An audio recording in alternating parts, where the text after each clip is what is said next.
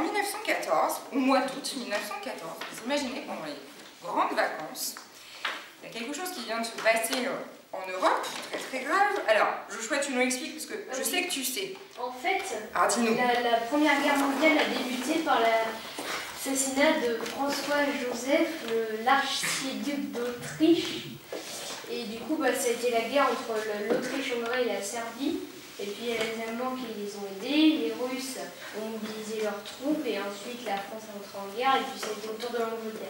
Nous sommes au musée de la Résistance, bien entourés de jeunes enfants, garçons-filles, venus pour ces vacances de Noël, faire une activité au musée cet après-midi. Ce sont des enfants qui ont entre 8 et 13 ans pour aujourd'hui. Voilà, je regarde un peu tout le monde. Donc voilà, ce sont des enfants qui ne se connaissent pas habituellement, mais on est un petit groupe, donc c'est chouette. Et là, cet après-midi, les enfants ont découvert une exposition liée à la Première Guerre mondiale dans l'espace pédagogique où nous sommes, qui s'appelle La Guerre des crayons et qui parle justement de la vie à l'arrière, comment les écoliers continuaient à aller à l'école et à vivre alors que la France était en guerre contre l'Allemagne. Ça, je suis sûre que dans vos salles de classe, vous n'en avez pas. Joshua, c'est quoi ça? C'est un poêle, on met du bois pour chauffer, c'est lancé du radiateur. Où est-ce qu'il fallait qu'il soit ce poêle à bois pour que justement tout le monde puisse profiter de la chaleur? Juliette, regarde, ton avis, on aurait pu le mettre où?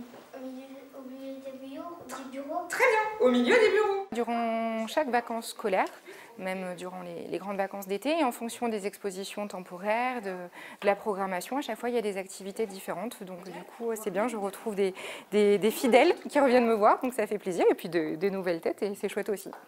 Donc on l'a dit tout à l'heure, lire, écrire et compter, c'était les matières fondamentales. Il y avait autre chose que les écoliers de votre âge faisaient et que vous faites encore à l'école, parfois aussi, avant le matin. C'était un rituel. Ça s'appelle une phrase de... Morale. Très bien, la phrase de morale. Je suis sûre que vous en avez fait ça à l'école. Le musée de la Résistance, c'est pas que la guerre 39-45. Non, voilà, c'est vraiment à vocation aussi d'un musée d'histoire, parce que de toute façon, pour comprendre la Seconde Guerre mondiale, il faut parler de la Première Guerre mondiale. Et du coup, dans l'espace pédagogique, en lien avec les programmes scolaires, tous les ans, je réalise une exposition liée à la Première Guerre mondiale. Voilà. Donc cette exposition, elle dure pendant toute l'année scolaire et les écoles, les collèges, les lycéens peuvent venir la découvrir. Voilà. Donc du coup, ça fait une activité supplémentaire dans le musée. Chacun doit faire le récit du retour d'un père décédé ou la mort d'un frère tué au champ d'honneur. C'est un moment pour apprendre autrement que dans les livres scolaires, les manuels.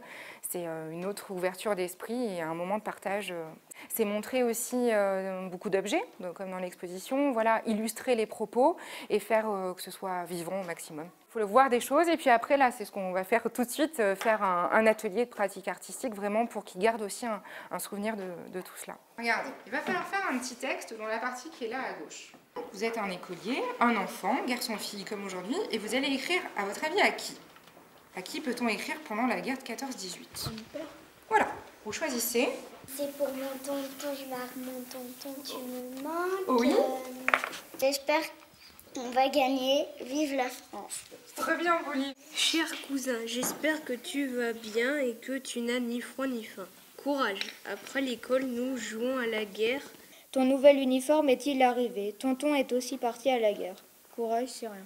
Et après, j'ai mis comme adresse deuxième lit, celui du haut dans les tranchées. C'est cool.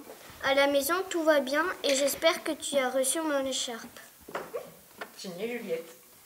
Là, nous rentrons dans le cadre de la fin du centenaire de la Première Guerre mondiale. 2018 sera une année importante par rapport à cela et on espère que ça ira au-delà, bien sûr, de 2018. Mais voilà, ça fait partie de notre histoire, donc c'est important de leur apprendre dès le plus jeune âge.